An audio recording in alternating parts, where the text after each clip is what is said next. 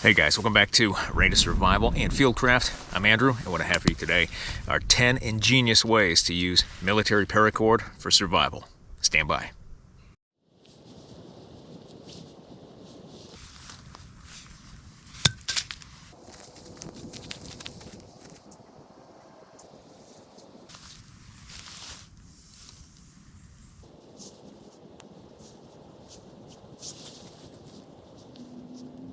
Alright, so if you couldn't tell, that first skill is create a gill net. Nets have been around for a long time. In fact, nets are older than bow drill friction fire sets. So nets have been around a lot longer than we've been spinning sticks to get fires going, which just shows you how useful these nets are and the historic purpose for us to provide ourselves with food. Now we could do this out of any cordage, but paracord is unique because we have these inner strands. 50-pound tensile strength, so we can set this trap in the water and go after fish. This is a great trap for military personnel, especially because this thing is concealable. We can put it underneath the water, actually tie weights to the bottom of our net and sink it down into the water just below the top. Use some sort of log or some sort of cover over top of our net to conceal it, and then leave this, routinely check it for fish, and we can feed ourselves.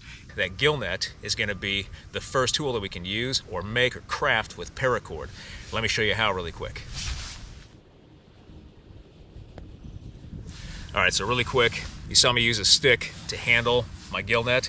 I just collapsed that net down, wrapped it around this stick. This stick is what's referred to as a mandrel. We can use it to craft or weave different knots. Just a helpful tip right there when handling something like a net like that. That 550 cord inner gut strand is going to want to hank up and get twisted. Stay organized with just a simple stick to handle our net while we get it set out in the water to go after some fish. So, helpful tip right there. My cordage, what I'm going to do is gut this. This is just standard type 3 paracord. Okay, so we've got our cross line, a horizontal line. This is going to be what's the top of our net. And then we can simply grab our parachute cord. What I prefer to do is just a simple lark's head. I'm going to find that middle, create a bite, put it over top of the net, pull the two running ends through, and I've got my first line. Grab it, pull it through. Little lark's head, we'll do one more. So now we've got our strands going up and down. We're going to create our mesh. Simple overhand knots work just fine. So we just grab two strands, one from each of the different strands that we have right here, and we tie an overhand knot. Something that just needs to work, that we can craft fairly quickly and fairly easily. Doesn't have to be perfect by any means. It'll be a net either way, and it'll catch fish or it won't. And then to continue on, now we take one strand left and right, and we're going to go with that long strand right here that doesn't have a knot. Triangle right there by tying a simple overhand knot. That way we can connect the inner strands with this outer strand that's going to go around, and then we just start again grabbing left and right strands from each section and tying them together to make just a basic net. So we have the beginning of our netting right here. Now we could carry a survival gill net just like this one. This gill net is about 4 feet in height, about 12 feet in length. So that's a lot of coverage with a small net like this. This could go in our pack. We can carry a lot more paracord and get the same effect. Plus, if we try to cut this up to make multiple nets, we may start losing that weave or that braid, that netting material will start falling apart. But with this paracord, we can make the net to size area we want to go after and simply construct the net, put it out there, and go after game. So.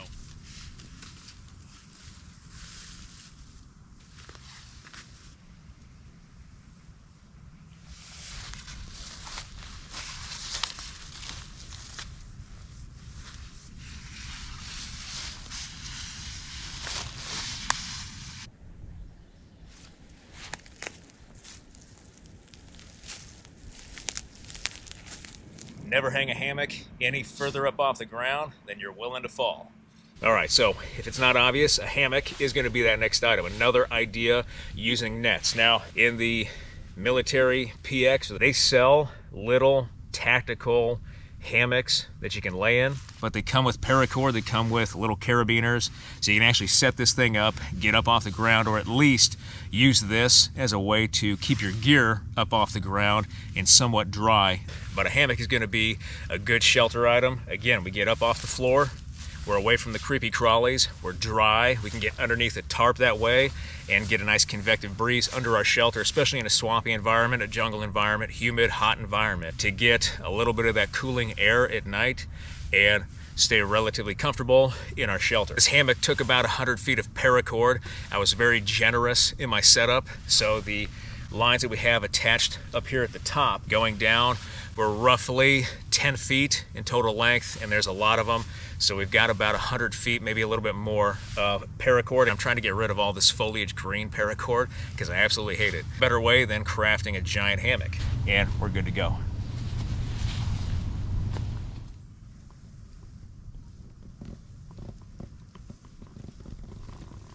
All right, so this next 550 cord skill is something I picked up from the guys at Pathfinder. I saw them doing this, create a way to carry extra gear or to put stuff on the outside of our bag, still contain it and carry it with us. And all it is basic paracord attached to these little side straps that I have here. All right, so with this kit, we've gone through the small eyelets that are down here at the attaching straps and buckles for the outside cinch straps to keep this pack tight. We've gone through here. We've gone through once at the top and then twice at the bottom to prevent that bottom horizontal line from stretching out or being pulled out, preventing anything from escaping out the bottom of this net. We've got at the top right here, we've got our drawstring, and we've got our little draw tab, cinch button, whatever this is, and we just press to release it and pull this open. And let's say we have something that's wet like our poncho here. We don't want to shove this back inside of our pouch, get all moldy and nasty, get everything else inside of our pouch wet. So all we do is just roll this up as best as possible, put it in our net right here, grab our drawstring, and then just cinch it up, pull this down, and now our net has captured our poncho. It's not going to fall out the bottom. It's secure right there. All the wet, nasty stuff on our poncho is outside of our ruck now, outside of our pack, not getting the stuff inside wet. And then we can easily grab this if we need it again by grabbing the drawstring, undoing it, opening the net, pulling this out, and then simply cinching the net back up. We can secure the drawstrings underneath the net, and it's right there. This saves a lot of space as well. It's an extra pouch that really isn't there. All it is made up of cordage. Similar net function. We got the lark's head at the top.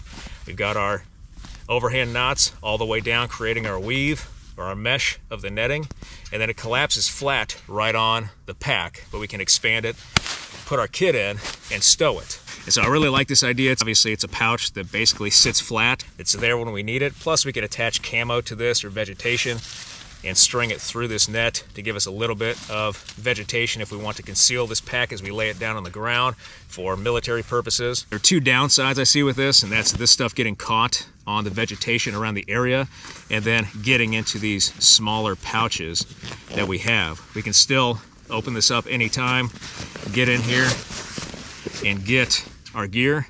It's too easy, but then having a poncho over top kind of makes it a little bit more of an ordeal, but not much.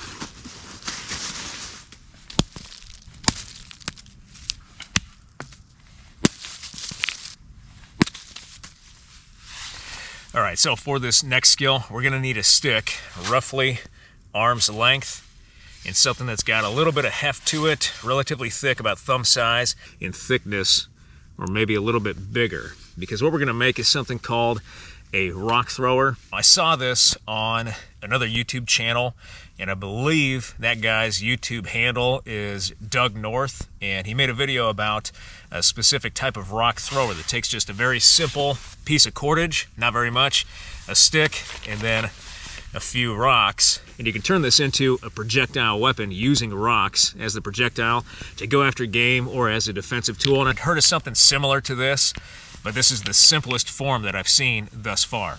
So what I'm going to do is use my knife. I'm going to find where this wants to sit in my hand generally. Just going to make some cross cuts. It doesn't have to be too deep. The first one is going to be relatively deep because we're going to create kind of an oval shape with this. And we don't want to go too far above. We want to keep this little section right here because we're going to use that to help stabilize the rock in place using paracord.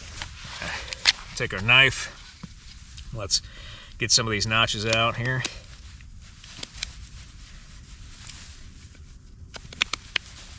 So we got our groove. We can fine tune that. The rock just needs to sit in there. So maybe something might be a little bit deeper than that. And then now what I want to do, right at the top here, right above our groove, perpendicular with the groove itself, or this little round notch, we're going to cut just another stop cut right in here where our paracord is going to sit.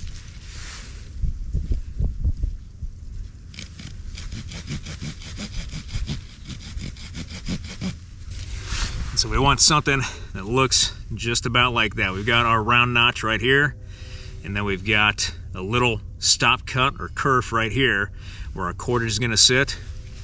So it's going to look something like that. Now, below this, we could carve just a small groove by beaver chewing. And that's where we're going to secure our cordage. So we're just going to beaver chew all around really quick.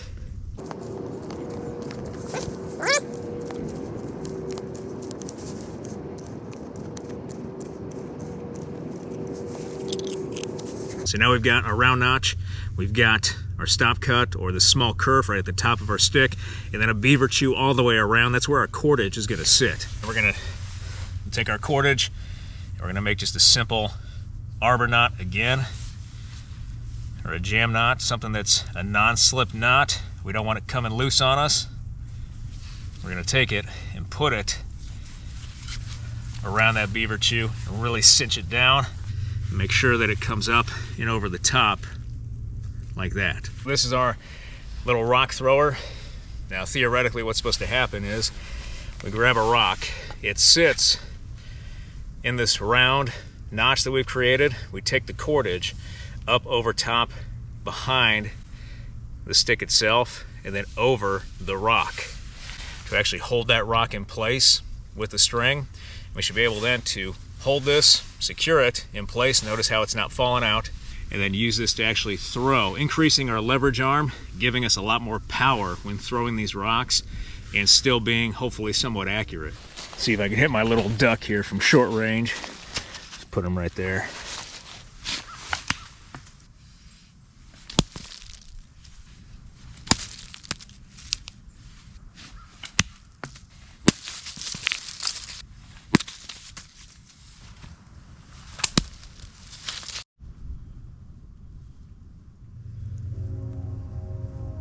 Another really ingenious method of taking paracord and putting it to use, especially to create a weapon, is something as old school gets, and that's just with a simple sling and stone.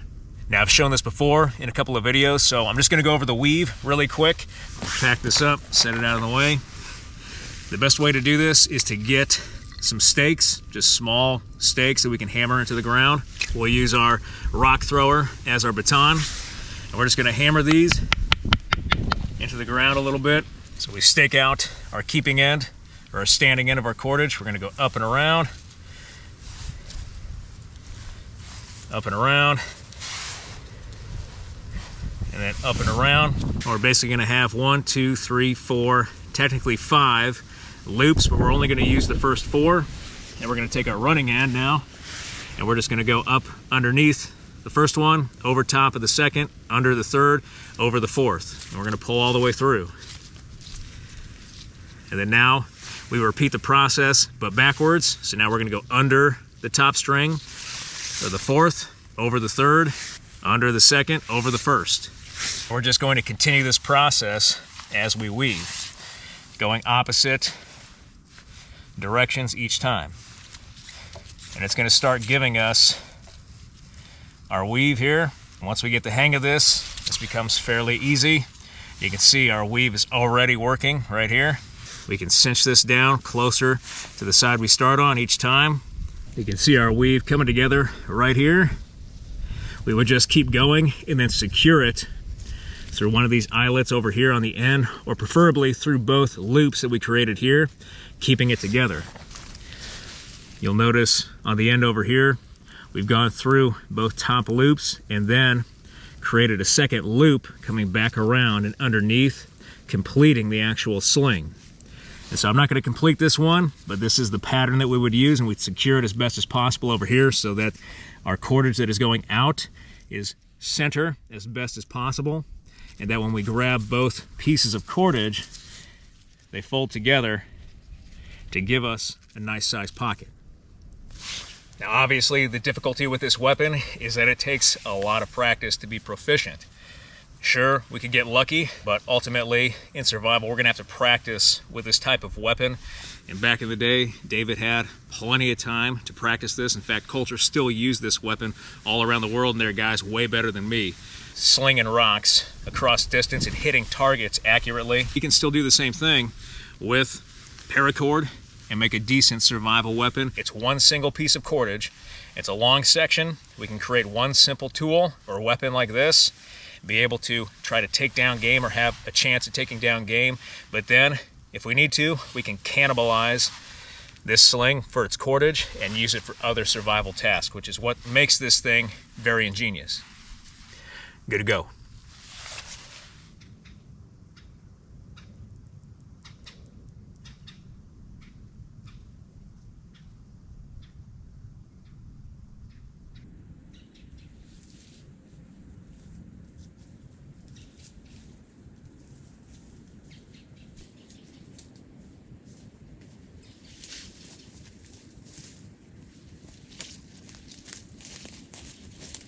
We can even use it to throw it over our gear, give us a little bit more concealment in the area while we're away from our pack. All right, so for our next test, we've got this sapling right here. It's kind of broken in the middle, but it's still relatively green.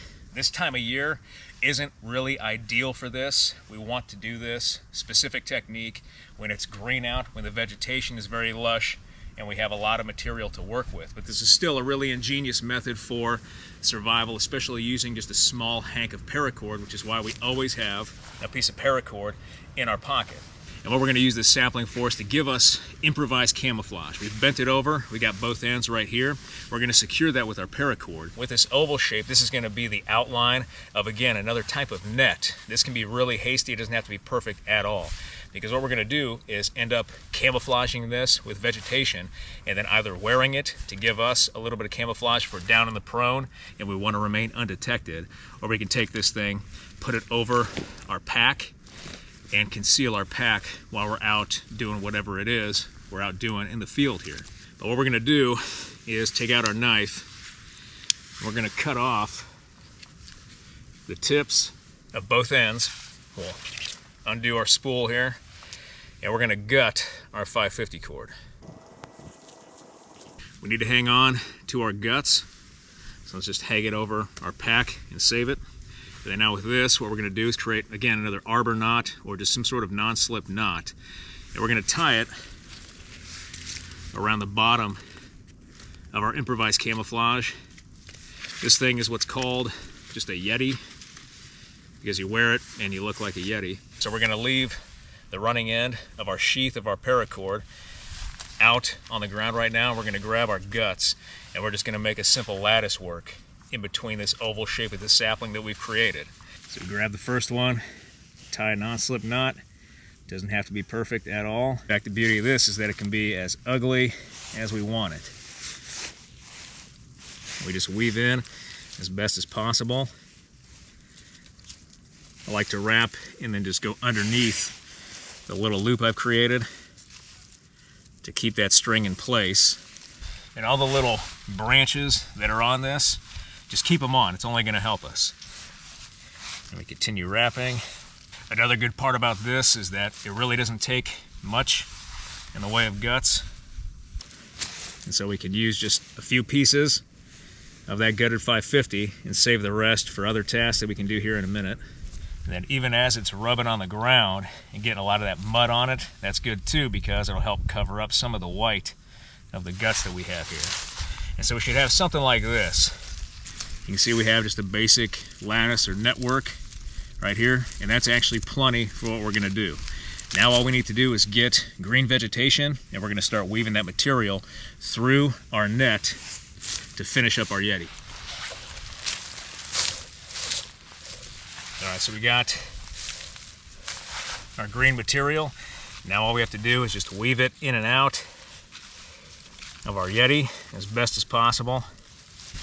And the more we weave in, the more attachment points we have. We can use the other branches to go on top of each other. We definitely want to try to cover up the outline of the Yeti itself, because those are almost straight edges that some people may notice. And while we're walking around, if we're wearing this thing, something falls out, it's perfectly fine because it's just going to drop on the forest floor. This material is in the area and nobody's going to think anything more about it. All right, so here's our Yeti. We can still kind of see through it. Luckily, we're wearing dark clothes or green clothes, camouflage clothing to help blend into the area. So now we just have this Yeti that we can throw on.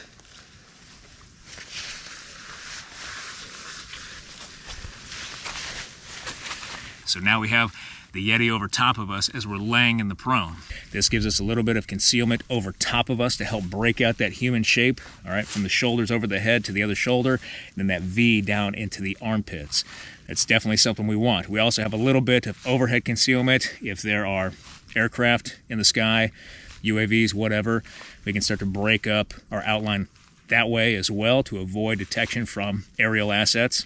But now we have concealment over top of us, giving us a little bit better chance of remaining undetected in the area. And we can use this to our advantage to move through the area, conceal ourselves, remain undetected, and then use this even to conceal some of our gear.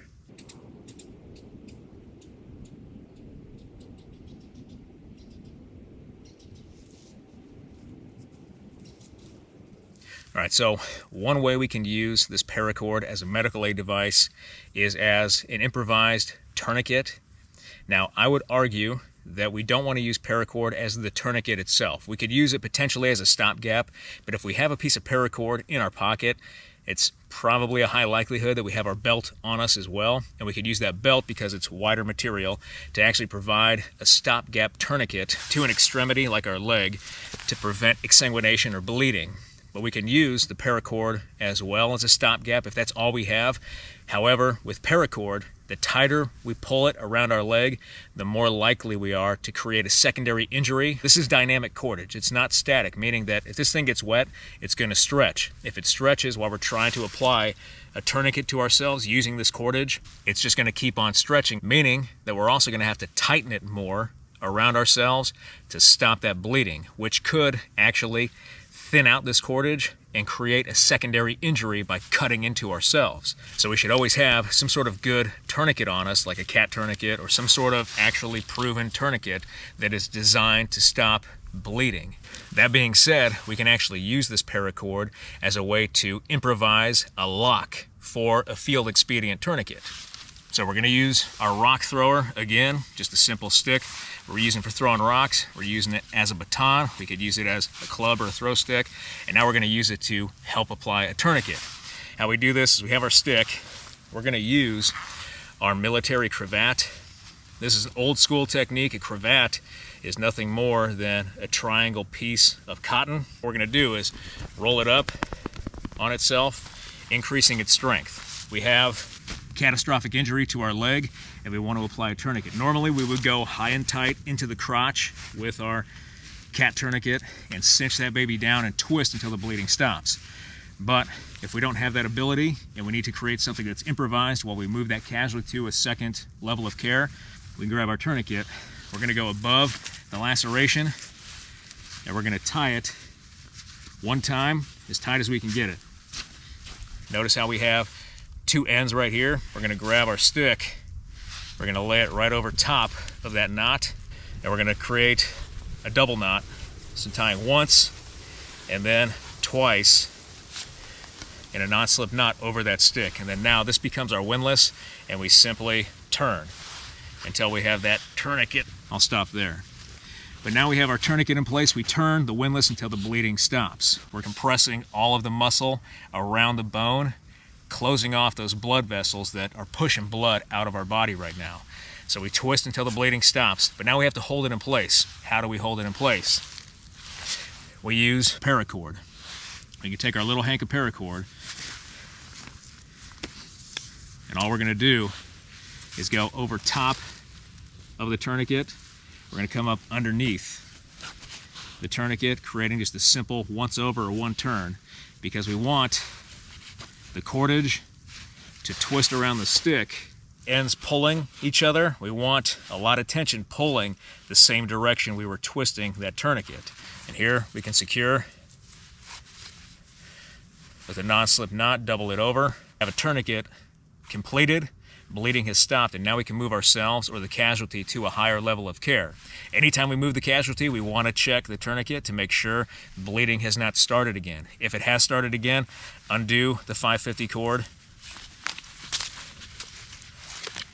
and keep cranking that baby down, all the way down until that bleeding stops. And that's a way we can use paracord as a medical aid device appropriately, creating a tourniquet with a stick and a piece of cloth like a shamag or a bandana, anything that can go around our limb. And then we use the cordage itself to actually lock the tourniquet in place, maintaining that cut-off blood flow, the effectiveness of the tourniquet, saving that casualty's life.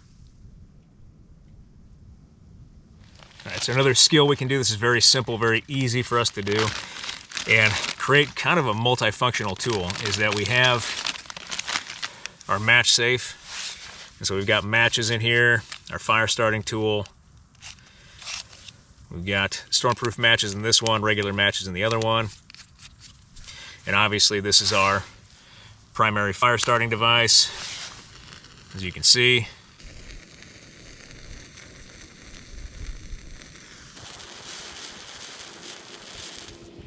But one thing we can do with the guts of our paracord is actually turn our match safe into a multifunctional kit in creating a hobo reel. Old school, we can actually take out the matches in here. I've still got stormproof matches in this one. We could put our tackle in here plus some line wrapped around some sort of toggle or some sort of stick or around like a sewing bobbin, and then we can attach the gutted 550 cord to our match safe to give us an improvised hobo reel.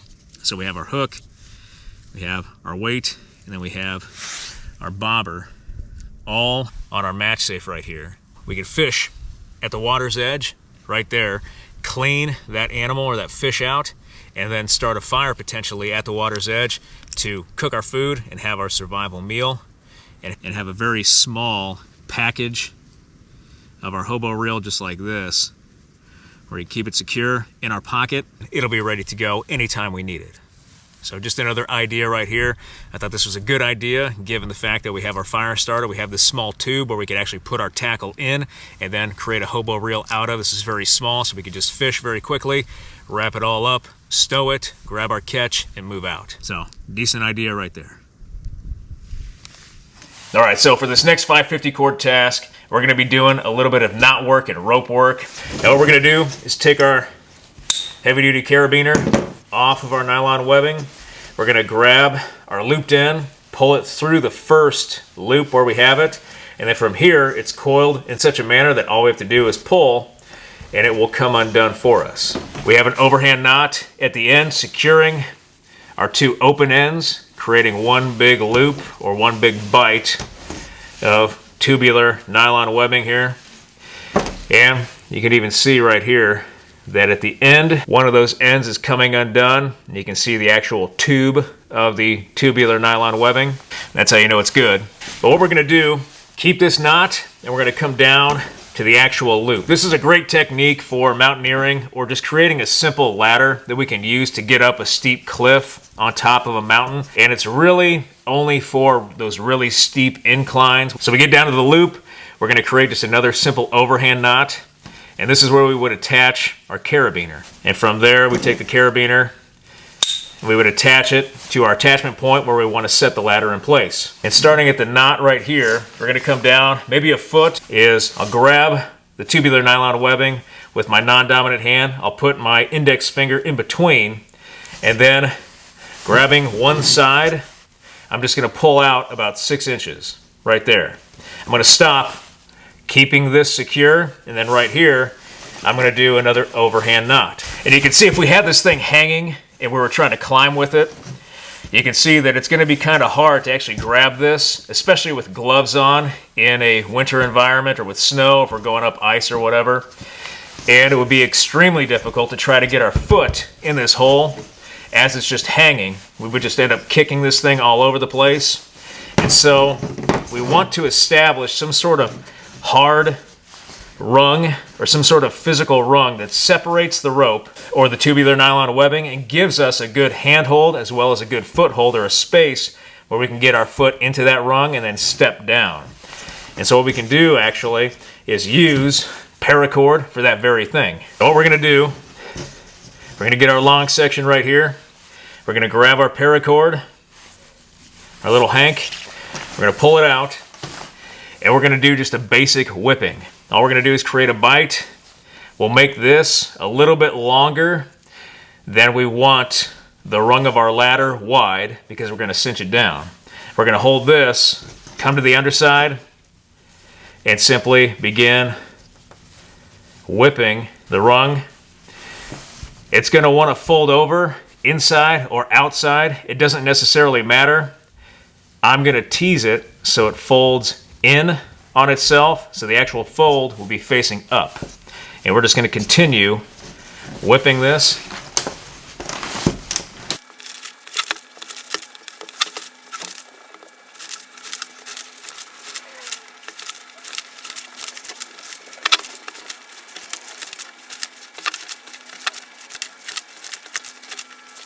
And you can see we've got what will be the rung or the hard structure of our ladder. It's still flexible, but from here we have our loop at the top. We're going to grab our running end, pull it through the loop, and then come down here where we have our tag, and we'll grab our multi-tool. We're going to grab that tag and we're just going to pull.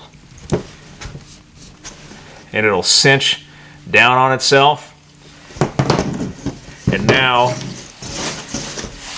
we have basically a more sturdy structure. We can even take this still and pull the tubular nylon webbing to shorten this up a little bit. And this gives us a rung to grab. Paracord extends out the longer section of our tubular nylon webbing that we pulled out the first time from our overhand knot right here.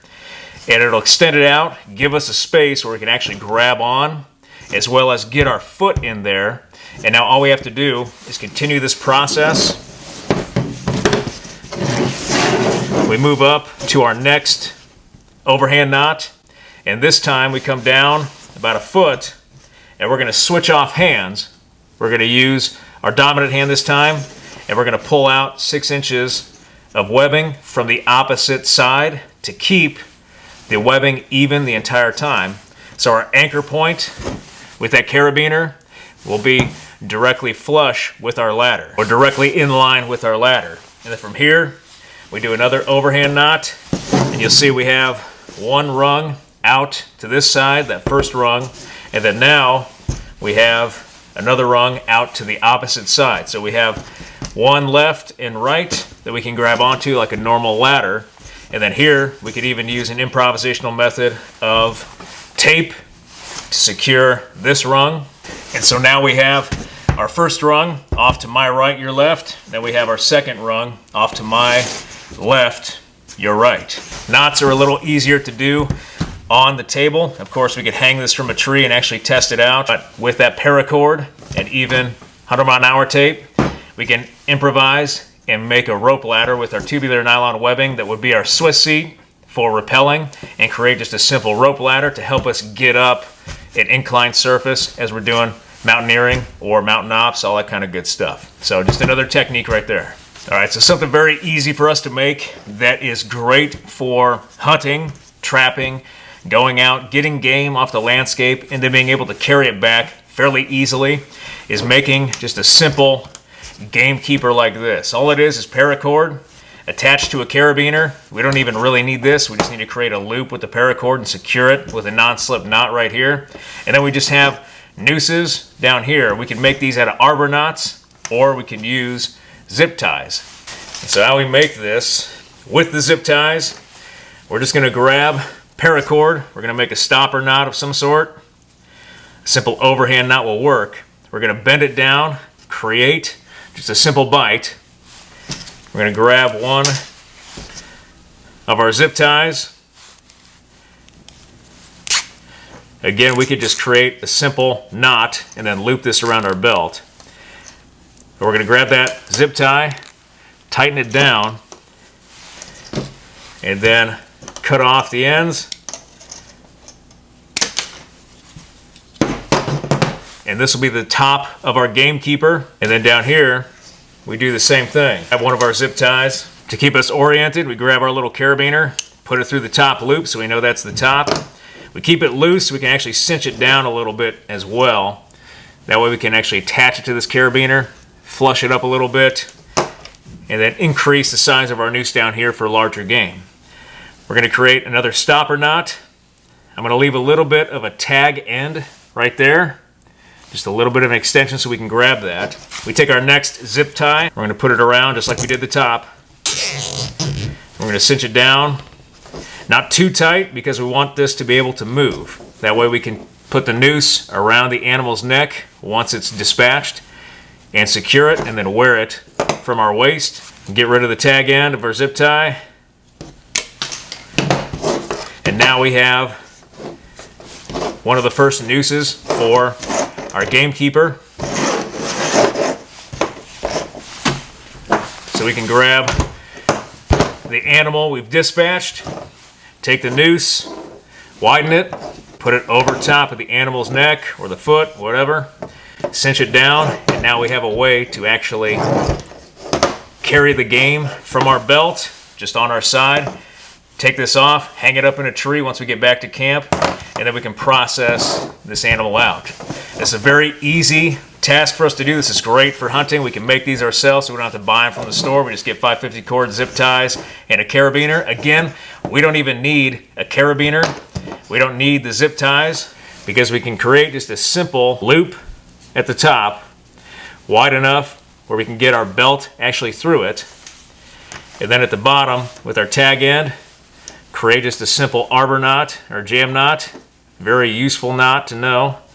And then now we can take this noose, put it again around the animal's neck or its foot, cinch it down, attach this loop to our belt, and carry the animal again. Very simple technique, very easy for us to do, easy for us to improvise in the field. If we get in multiple game, we're checking traps. We go out there and we find we have multiple game in different traps, dispatch the game, hang it from our belt, continue checking our trap line, or if we're out hunting with a firearm, too easy to make this very quickly with some cordage, and walk out of the field, have our game, have our meal, and we can survive. Too easy. Well, another down and dirty video today. 10 different skills we can do with 550 cord or parachute cord to improvise traps, weapons, tools, a lot of different things that we can use around camp while we're out in the field, even hunting or trapping. Paracord is a very useful survival tool that we can pack with us, and we can pack a lot of it to make up for other things, specialized items that we may not carry out in the field. So it's always good to have a lot of paracord or a lot of cordage of any type with us in any situation. All right, guys. Well, I really hope you liked this video. If you did like this video, hit that like button, hit that subscribe button, leave me a comment in the comment section. I always appreciate your feedback. I want to thank you guys for everything you do for me, for this channel, for your likes, your views, your subscriptions, your comments, your feedback, and your shares. And I'll be back with another video as soon as I can, guys. Thanks.